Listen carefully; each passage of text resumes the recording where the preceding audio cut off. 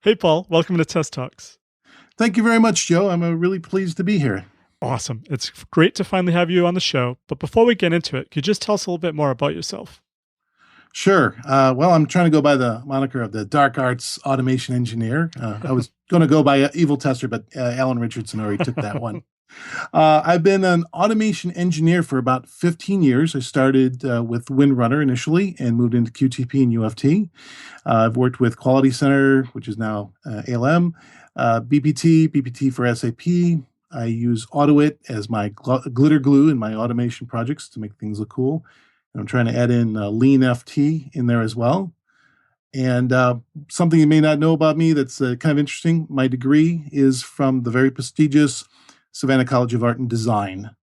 I was kind of very lucky to meet a guy named Steve Levites who taught me a lot about C, and he went on to do some stuff for Sony Pictures and special effects and a bunch of movies. And I went on to kind of do this stuff, automation, which I love my job, man. Awesome. So a lot of creative people tend to get into automation. I went to Berklee College of Music. I know a lot of musicians are into test automation and development. Why did you get into test automation? How did you get into test automation? That's a great little story. I got in because of a small practical joke that I played on my manager. Okay. I started out basically. I've been basically been playing around with coding and programming since the 80s on a Commodore 64 and Amiga. And as I got into out of college, I found Windrunner, and I used the 2-week license to go and automate a game, basically a slot machine, to go click on it with XY coordinate, very old school automation. And then I got a little bit more advanced, and I went, okay, I think I can automate this blackjack game and put card counting into it. And I thought that was great, and I decided to go and show this to my manager. Now, the thing about it is that when I was working at this lab, we had systems that would, they'd shut down every once in a while. And they were big systems. They would take about 5 minutes to shut down, 5 minutes to boot up. And I had 10 minutes to do, whatever it is I wanted to do while I'm waiting for the system. So I started working on my side job, which is learning magic. So here I am in the lab. I am doing practicing rope tricks, putting knots into ropes, and that takes some dexterity and timing. But who had better timing was my manager, who happened to walk in at that very moment and see me doing rope tricks in the middle of my lab. And she looked at me and she said, "Is it possible that you could do something a little bit more, useful than that?" And I said, "Yeah, absolutely." And I realized my system is about 5 seconds from shutting down. And I pulled out my little finger hand and I shot my system. I went, bang! The system powers down, shuts off. She says, "Is it supposed to do that?" And I realized my system is actually connected to a universal power supply. It can detect when the system is powered down, and it sends a message that says, "Power me back up again." And I told her, no, it's not supposed to do that. And I snapped my fingers, and the system powered up, turned on the lights, powered up all the drives. And she looked at me and she says, "You guys in QA, you're a little off kilter here. I am not coming back out here again." So that long story just explained. The next day, I walked into her office and I said, "Listen, I'd really like to try and do some automation. And I've been doing some stuff, not on company time." And I showed her these 2 videos I had of these little games that I had automated. And I said, "I'd like to try and do this for the company here." And she looks at me and she says, "Do you know who the expert is in test automation here at the company?" And I said, "No, I don't, but I want to meet them. I'll be a sponge. I'll suck up all that knowledge, and they will be my mentor." And she looks at me, she goes, "You are the expert in test automation here because you are the guy who opened the box." And I started thinking to myself, and I was also the guy who opened my mouth. She puts me on, it basically makes me the lead test automation engineer of a defunct automation group. There's nobody left. There's 3 guys who were there. One had already left the company. A second one had moved into another area. And the third one was retiring that day. So I looked at this project and what they were doing and saw that they were, maybe some things that they were doing that I didn't want to repeat. And they had been working for like 2 to 4 years, depending on who you talk to. And there were like 5 things I said, I've got to make myself a not to do list. And I got to find ways to overcome all those things that they were doing and me not to do. And that's where we come up to the 5 secrets of test automation. Awesome. Yeah. So today I really want to dive into your 5 secrets of test automation. I guess you also call it the not to do list. So let's take it point by point. So I think the Sure. first one is no documentation. Correct. What's that all about? So these guys basically gave me the directory of where their code was, and that was about it. And there wasn't a whole lot of documentation inside the code that gave me any clue as to what they were attempting to do. So one of the things you and I are taught as a automation as a programmer, any programmer, is go and document your code. You're writing your functions, put in headers, document who did it, what it's supposed to do. In automation, we want to make sure that we know what our expected result is, what our actual result is, and where it's going out. So they didn't have any documentation to go with. And what I started to pick up a habit with that company was that every time a developer came over and made a change on the system, they had to write down their name, write down what the change was, and put it into this book. And they had tons and tons of books. So I started the same habit of writing down everything I tried with automation, all my little experiments, and what worked, what didn't, might be neat or cool, and started putting these into books. And today I've got about 15 books over 15 years just filled with stuff. And if I might steal a line from somebody I very much think is a great person, I write down everything and I share the good stories. So there's our documentation. We handled that first. Awesome. So is this still a practice you do currently? Yes, it is. Every day I write down everything I do. In my current project, I'm basically using Notepad++ and documenting everything I'm doing and keeping track of. I actually do the daily stand-ups in our Agile meetings and keep track of it that way. Awesome. I also noticed you're very active on Facebook. There's a advanced test automation group, and you seem to document there also different things that you've been experimenting with. So it's a useful resource, and it seems like you really do it in multiple places. You document what you've been doing and try to share what you've been learning. So I think that's really beneficial to everyone. I give it my best shot. I'm trying to try and help people out. I did have a different opinion years ago. I thought, oh man, if I let anyone else know what I'm doing, there's going to be just more competition for me.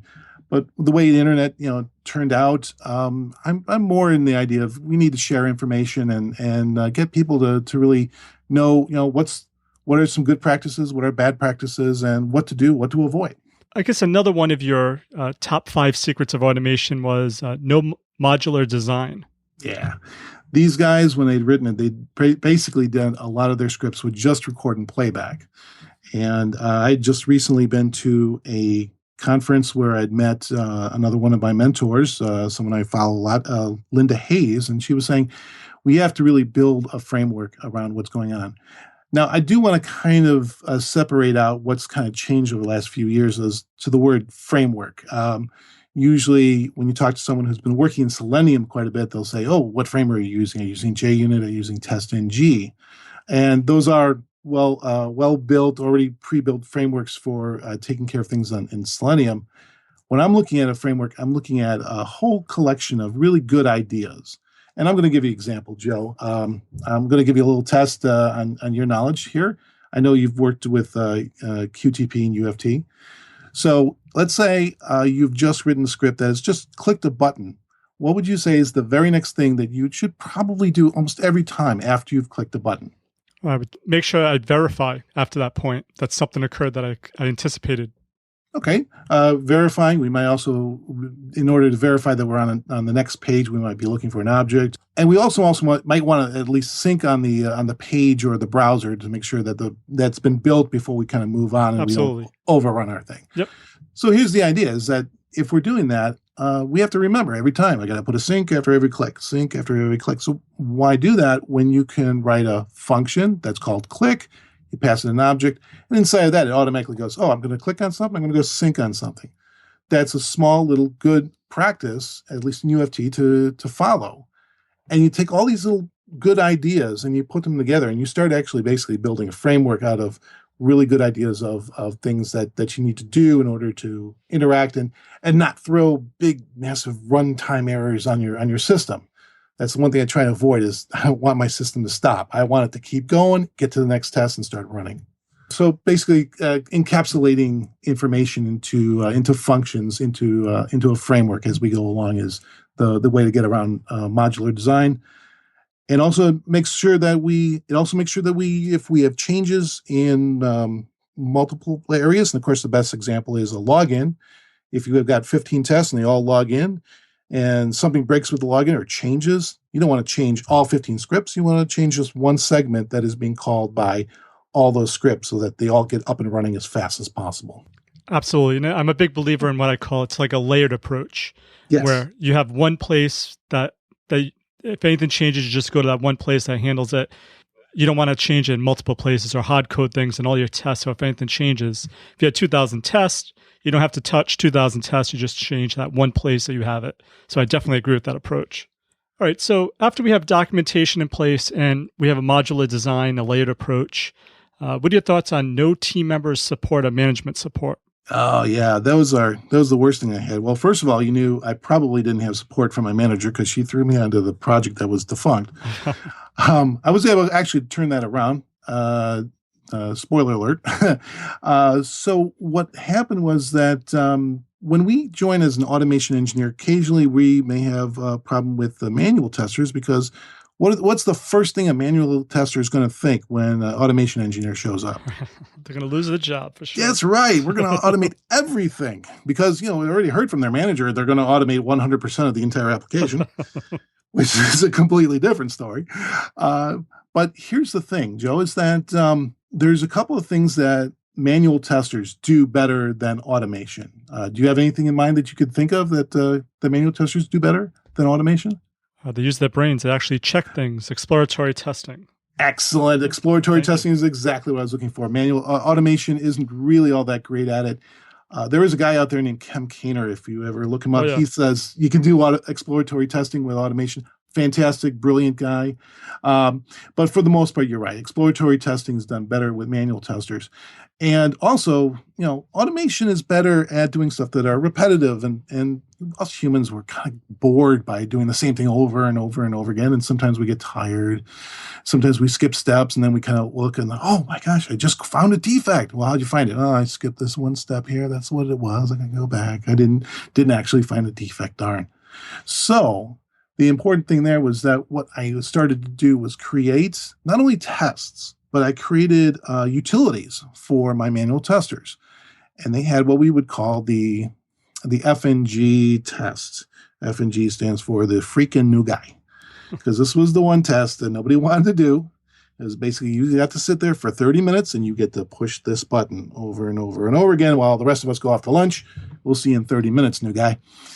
And everybody hated to do that. And I sat there, well, that's a fantastic test or even just a process to automate. And that's the first thing I did is I automated that. And they said, oh, great. You've got about 30, we covered 30 minutes. We can go off and do, more smoke tests. There we go. And the thing about that is we started to actually realize a little bit of an ROI out of that. And the way we can do that is, let's say we go out to Google and you Google, let's say a text like average salary of a manual tester in USA. It comes back around $66,000 a year. I'm going to round that down and say it's about $30 an hour. We're going to add in some additional stuff. The guys might be working overtime. They might get a 401k. They might get some other benefits. So let's say it's about $40 an hour. So I just saved up half an hour of these guys sitting there hitting the button for a bunch of times and going off and doing something a little bit more effective.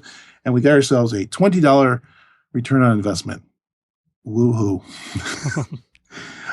So basically I was able to get team member support by automating the things that they thought was a major pain point and building more of those little tools to kind of get them on my side. And then they started coming back and saying, oh, can you do this? Can you do that? This would be great if we didn't have to sit down and do all this extra stuff.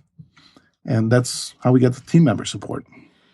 Yeah, I love this concept of, like you said, working with someone to say, what are you doing that's taking up your time and can we automate it? It may not necessarily be an end-to-end solution. For example, I worked for an insurance company and we had people that would have to rate these huge policies. So they were manually creating all these different policies for all these different vehicles, all these different farm equipment, just so they can rate it for every state. So the thinking part of it was actually to check the rating, and it was very, very difficult to do. So you really needed a human person to do it. But all the other stuff was busy work. So what I did, the first thing I did was I just automated that piece where I just populated all that data for them. And then from there on, that's how I started to build more and more successes. So it sounds like your approach is one way to get buy-in is to work with your team members, find their pain points and automate it. And it may not be a traditional end-to-end solution, but as long as it can help them do their job quicker and faster, that's a win. Absolutely. And by the way, I've been there, done that as well, Joe.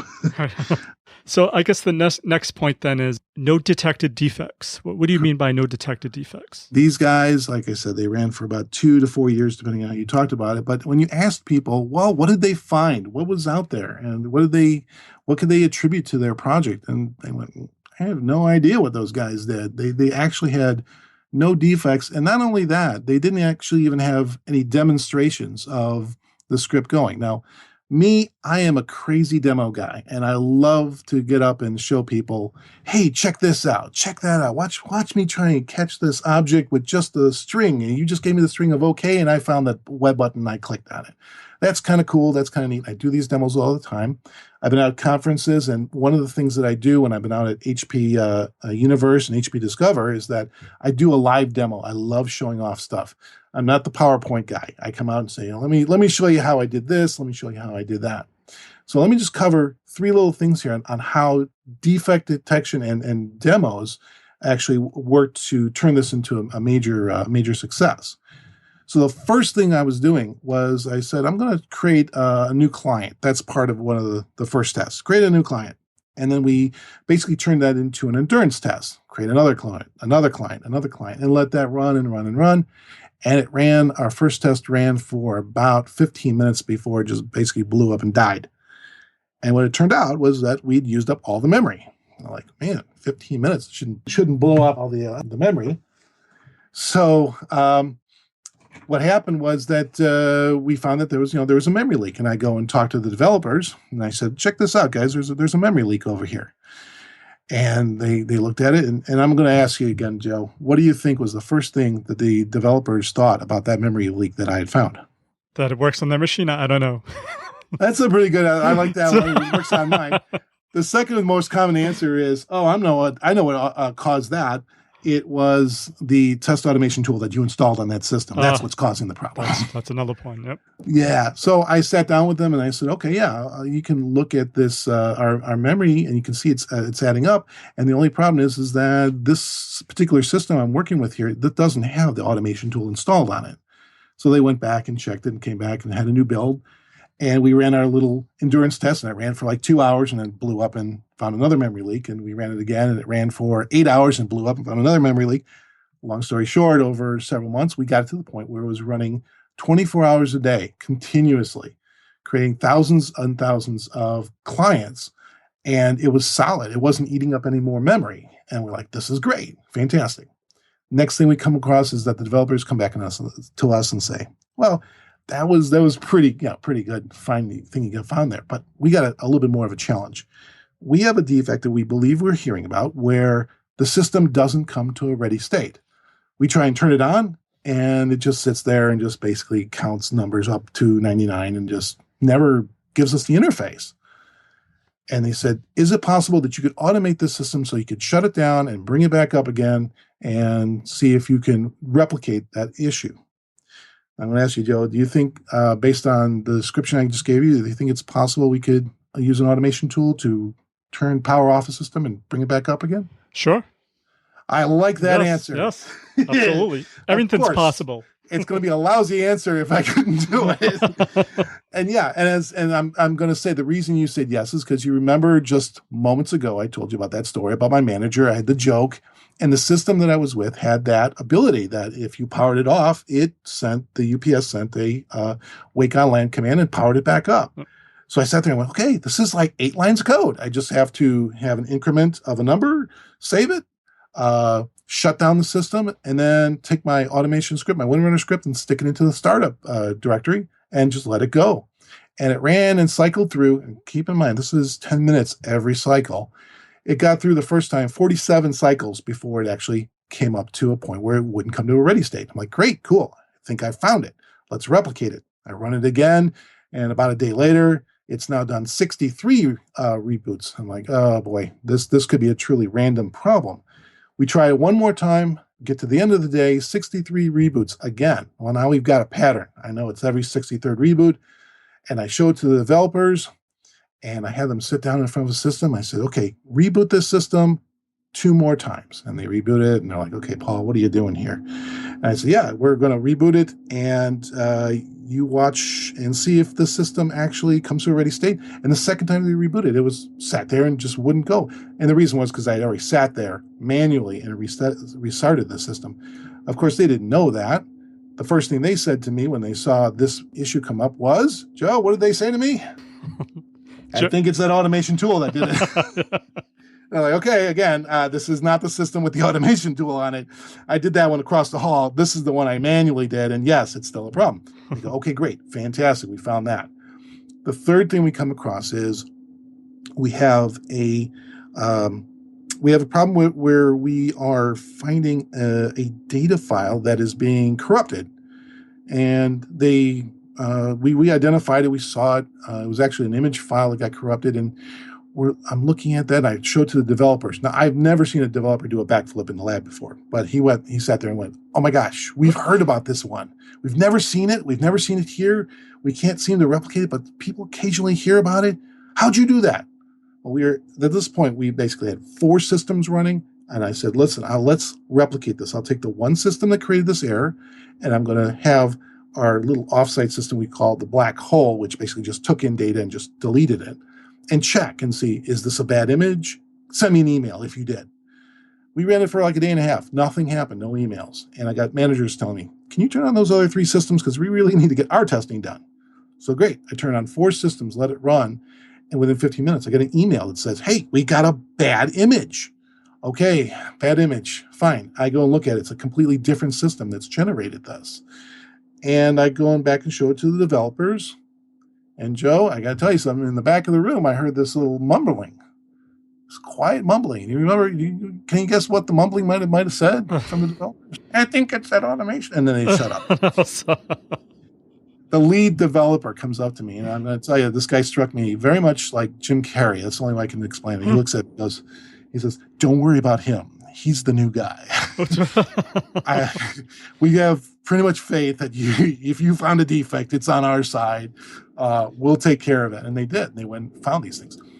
All 3 of these systems. Oh, I need to ask you this one other question, Joe. Now, this issue, what it turned out to be was that we were throwing a lot of data down a network. And we were basically corrupting one of the files that went down the network on this huge pipe. Do you know what kind of testing that is when we're throwing a lot of data down a network? Performance? Yeah, it's performance testing. But wait a second. What tool do I work with? I work with UFT and WinRunner. What kind of tools are those? Functional testing tools. That's functional testing. So I've accidentally done performance testing with a functional test tool. So here's the thing. The other question I got for you, Joe, is what do you think of a system, let's say, that let's take that second error, that reboot one. Do you think a system that doesn't come to a ready state every 63rd time, is that a high-level issue, or is it kind of low-level, would you say? I guess it depends. How critical is that piece of functionality? Okay. Do you lose $1 million if it goes down? Yeah, it's a possibility. I like that answer. I'm wondering if you have seen some of my stuff I've had posted already. So in this case, they said, no, that's kind of low level. I call it the pony type of the pony level of defects. Basically, you're going to get a pony for Christmas before that defect gets fixed. Lasted for about a week when we found out that one of the clients was training the owner of their brand new equipment. And this was equipment that got installed in the building, and it would cost about $100,000 to get it in there. And they were training the owner on the new system. And guess what? They trained him how to turn the system on that 63rd reboot. He was not happy. Got this whole new thing, $100,000. I turn it on. The light doesn't go on. What is going on here? And he just about lost the sale. But they were able to recover it and came back and said, okay, yes, we've solved this. And immediately that defect went from pony level all the way to showstopper. So here's the point. We got 7 showstoppers out of that entire project. And we sat there and said, you know what? I'm going to estimate that if these things hadn't been found by test automation, you would have lost $100,000 in sales for each one. So I'm going to add up $700,000 for those 7 showstoppers. The other ones we found, I'm not going to even count them in. That's fine. The second thing we talked about was we're basically counting our metrics. And our metrics that we were counting was how many hours was our endurance test running. And we had basically logged every hour in an Excel sheet somewhere. And it turned out that at the end of 3 years and 4 systems running, we logged about 35,000 hours of runtime. And we basically multiplied. We're going to go back a moment and say, okay, let's take that number, about $40 an hour for a manual tester to sit down and do the exact same thing and get very bored. And you multiply $35,000 hours by $40 an hour, and you get about $1.4 million. Plus, you add in the $700,000 of the defects that we'd found that basically showed us an estimated return on investment on our project of about $2.1 million. And that's what I kind of showed to our department head, who had already clearly said to me before he'd seen that, was he wanted to replace me with somebody else. After he said that, after he saw that, he said, can I have those PowerPoint slides so that I can show my managers what you did? And I'm like, great. If I had been smart, I would have said, how about a bonus, like 10% off that 2.1 million? And it wouldn't have flied. It wouldn't have flied anyway. So that's where we got. We got our metrics. And once we got the metrics, we figured out our return on investment. And we basically got management on our side. And after that, I stayed another year working on that. And I've been basically following those kind of 5 rules ever since. Awesome. And like you said, that was the 5th bullet. No metrics, no ROI. I guess the problem with when you're doing automation or testing is a lot of times people don't see the value. Like you said, it's like if you're development, they see something, they see output, but testing, they don't really see value because you're not really creating anything. So what you're saying is if you can quantify something and actually put an amount to what you're doing, that is one key metric you can use to help justify or to help show management that you are doing work, and this is what you're saving the company in the long run. Absolutely. Sometimes I kind of think of this as the George Bailey approach. I mean, you have to kind of imagine, well, if we didn't have automation, what would things be like? And then, of course, there's the other question that comes out when we talk a little bit about money is our test automation tools, and I'm going to exclude Selenium out of this, are they expensive? And the first thing we think is, man, there's a lot of money for those tools. Let's say there's about $10,000 a pop for a license of those. And that can sound really expensive. But then again, you think about a manual tester. Am I, for $10,000, going to show up for a whole year and do manual testing? Probably not. It's pretty. That's below poverty level. So that's another approach. And then you think about it. What's the second year of having an automation tool? It's usually you're just paying the maintenance fee on it, which is like 10%. So now it's $10,000, $11,000 that we've paid for over 2 years. And now I've got a salary for a manual tester of about $5,500 a year. There's no way am I going to show up for that, am I? This brings up something that reminded me. I don't know if you remember, but you sent me an email, and I thought you said something really funny. You called Selenium. Selenium is the word perfect of automation tools, and I just wanted to get it in here. What do you mean by Selenium is the word perfect of automation tools? I suspect I was having a bad day and I was trying to rant somewhere. One of the other things that was probably happening around that time was that I was taking courses on Selenium. And I'm going to tell you that Alan Richardson has a wonderful course on Selenium on Udemy out there. And I was happening to be taking that. And in one of the first few courses he's showing you, he's like, okay, now when you're using Selenium, you're going to do an assert. And if the assert passes, that's great. And if you assert fail, Selenium just stops dead. And I'm like, wait a second. No, what stops? No, my frameworks don't stop. They keep going. If the object doesn't exist, I just write out the object doesn't exist. Let's get on to the next test. And I actually expressed those views up on the site. And Alan actually responded right back to me, and he says, we're kind of teaching you the building blocks, and the right way to do this is you're going to put in a try-catch air handling block, and you're going to catch the problems, and we're going to continue make a framework that's going to actually continue on and not stop. And I realized at that point, I'm like, oh yeah, okay, all right. I'm learning the building blocks, but I'm an automation engineer in a completely different tool, and I'm asking about the jumping ahead about the entire building. So yeah, I was basically looking at Selenium was. I just see some old school stuff that's going on, like the XY, the kind of relationship to the XY coordinate with the XPath, and the way that I kind of perceive that Selenium kind of stopped at your very first error reporting. I've kind of changed my mind as I've come along from a while, but I'm still. It'll take me a little while to kind of warm up to Selenium, but it's going to get there. Joe, one of the things I really do like is I've been looking at LeanFT. I know you've been talking about that with some of your other guests on the show. One of the things I'm excited about is that it gives us the opportunity for people like me who have been working in descriptive programming to actually use that approach to create our objects. And I also know a lot about regular expressions, and I'm hoping I can actually squeeze some of that stuff in there and kind of move away from the XPath and kind of have, I'd say, LeanFT be kind of a stepping stone between the UFT and full-blown Selenium. And I see that as a really great opportunity from HP, and I can't wait to start actually working on a project with LeanFT. All right, Paul. So are there any books or resources that you would recommend to testers to help them learn more about tests or test testing or test automation? Absolutely. There's one great guy out there. His name is Tarun Lalwani. He wrote 2 fantastic books on automation with QTP and UFT. There is, for Selenium, I can highly recommend Alan Richardson's course on Udemy. Alan, of course, is the evil tester. He has a course online at Udemy and actually responds to questions that you have on his course. There's also a company in New York, if you happen to be in the area, called RTTS. It's run by Ron Axelrod and taught by Nelson Montero in Selenium. If you aren't in New York, they actually run the courses live online.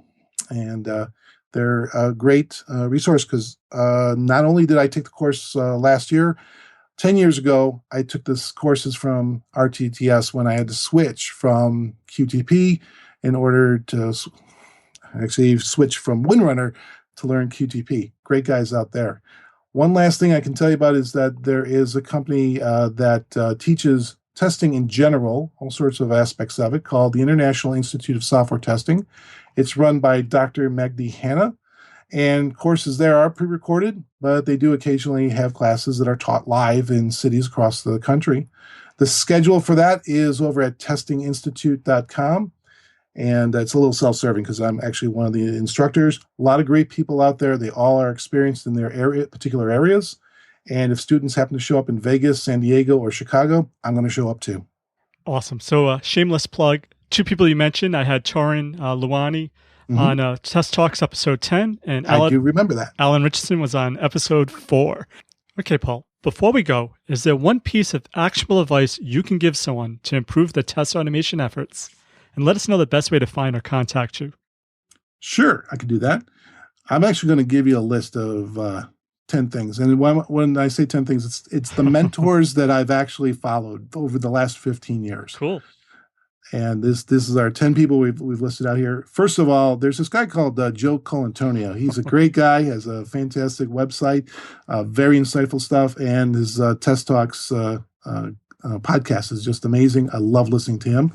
Thank you. Linda Hayes she wrote the Automation Testing Handbook, and it's been out of print for several years. And I looked on it on Amazon because I had to replace one that got destroyed recently. And it looks like I'm going to be set back $80 to $300 in order to get that. But still, fantastic information. She's the first one who taught me that you need to have an object validate that it's enabled and exists before you go and interact with it in order to get rid of your error messages that are popping up. Some guy who tested that particular theory was a guy named Jeremy Mitchell. He provided HTML reporter libraries as part of a automation tutorial way back in San Jose at the Software Test Automation Conference and Expo in 2002. Fantastic guy. If you can find him, look him up. Adam Gensler. He created the Saffron framework. It's called, it stands for Simple Automation Framework for Remarkably Obvious Notes. It's not a full framework. It's actually less than 100 lines of code, but it has some brilliant and elegantly written code. If you can find it, it's hidden somewhere on HP's site out there, and you can Google around and also find copies of it out there. Wonderful little insights on how to do stuff. Another guy out there is Wilson Marr at wilsonmarr.com. He talks a lot about automation and tools and insights and stuff. And if there's anything else in your life you need advice on, he's got pages on that as well. I already mentioned Tarun Lawani. He also has his website, knowledgeinbox.com, a great place to go ask questions and get very insightful and excellent answers. And I keep pestering him saying, you've got to write that Selenium book every time I talk to him on Facebook. Come on, man, write it. Another guy is Danny Weinstein. He wrote fresher courses, they call them, on advancedqtp.com. That's kind of where I was hanging out years ago. And it's still up and around. People don't visit it all that much because we all moved to Facebook. But still, his courses out there, great information out there. I'm actually working with him right now on a project, so I'm really happy to get one of my mentors on the project. Cool. Two more guys, Marcus Merrill and Will Roden. They created the softwareinquisition.com. Now, this is a problem because that website doesn't even exist anymore. But if you go to the Wayback Machine, also known as the internetarchive.org, and Google that website, softwareinquisition.com, you will find all their pages and a lot of really interesting secrets about test automation that I never knew about. Brian Harrington has a code library out there. I'm going to keep this one a secret, but if you figure out where it is, you're going to find that automation with VBScript is a piece of cake. Boyd Patterson at pattersonconsulting.com creates the Test Design Studio, an IDE that actually has static code analysis for VBScript. Nobody else has that. I've Googled it. It's not there. And the last person I want to mention is Lee Barnes. He's a conference speaker.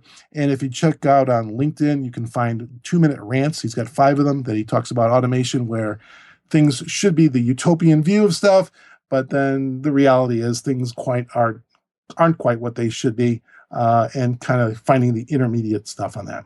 So, gotten through that list. I want to tell you where you can find me. First of all, I'm too busy to have a blog of my own or even write a book, but you can find me on my email. It's at QTP, imagine that, QTPMGrossman@gmail.com. You can find me on Facebook, as you mentioned, the Advanced Test Automation Group. There's about 5,000 people out there. And if any question on any particular tool you've got, throw it out there. Someone's going to have an answer for you. I'm also on LinkedIn. And as I said, I've got courses out at testinginstitute.com.